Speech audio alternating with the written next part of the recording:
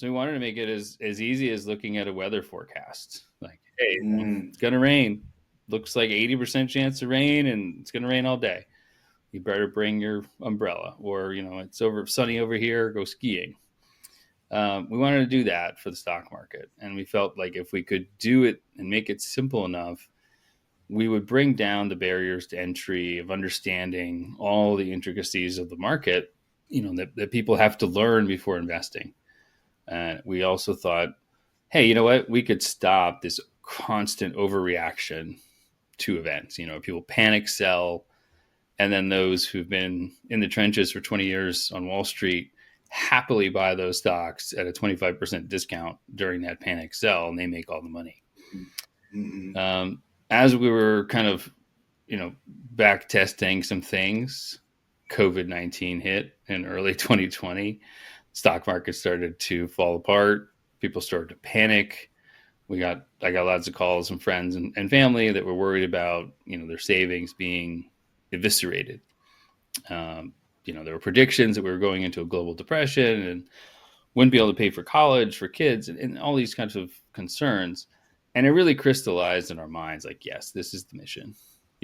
We need these kind of analytics for events so that in the moment of panic, people actually have something to turn to make those decisions. And as we kind of leaned into that, we realized it was actually a much larger opportunity. Not only could you do it with like these events that happen, not very often, but there were events that were happening daily that were moving share prices, 10%, 20%, sometimes 300% in a day. And I think we've all had the experience. You sort of turn on the TV or listen to the radio and they're like, oh, such and such stock is up 100% today. And you're like, well, that's great to know. Would have been better to know yesterday, before it went up 100%, so I could get in on these swings. And so we looked at how do we break that down? How do we kind of peel the onion back, try to understand what are the mechanics that are driving these big moves, and find those events before it becomes saturated in the market, like before the 300% run happens, or before the stock is up 1,000%, and make it just easier for people to invest. This reminds me a lot of Jim Simons. Are you familiar with Jim Simons? I am, very much. Yeah. Yep. I mean, yeah, I have a very similar philosophy as they do at Rentec, which is there's no way to predict what the next Amazon is going to be. There's no way to predict what the next Microsoft or Google or Tesla, or whatever. Even though all these stock picking sites, like that's their lead advertisement. It's like, hey, this is worth 20 NVIDIAs. They're all full of shit. What you can predict is a movement tomorrow, a couple days from now, a few weeks from now, even months from now, if you kind of know the pattern. After that, it gets foggy, right? Because you don't know what's going to happen. There could be another election, there new policy changes, a war breaks out, massive weather event occurs, like is going on in LA. All this crap that gets thrown at us is going to throw off the trajectory of these companies. Competitor comes in and kills them. Regulator comes in and says, we're going to dismantle you.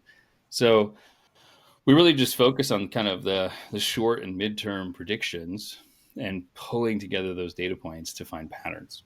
And what you can see when you do that, you're looking through the noise. And I'll give you a good example, like Dick's sporting goods store. For years, the sentiment in the market was brick and mortar's dead. Amazon killed them all. Maybe the Walmart will survive because they're large enough and they're in rural areas, but outside of Walmart, Target, and Amazon, forget it. It's over. And so it's driving down the price of Dick's. But meanwhile, Dick's is really the only sporting goods store at scale that's left. And they're increasing the size of their dividend double digits every quarter. And they keep doing that. And then they increase the size of their dividend by triple digits, 105% one quarter. So as the narrative is pushing down the share price, the company leadership's coming out and saying, I don't know, not listening to them. They're giving money back. They're giving money that they don't need for operations because there's so much money coming in. And if you follow those data points, stock's up 150% over time. Eventually, they prove the market right. Prove the market wrong. The earnings come out. They smash through all the expectations, then the analysts all change their price targets and everybody jumps on the stock afterwards, driving it further up. And that happens all the time. Follow and subscribe for more. LevelFields Elite Investing, Effortless AI.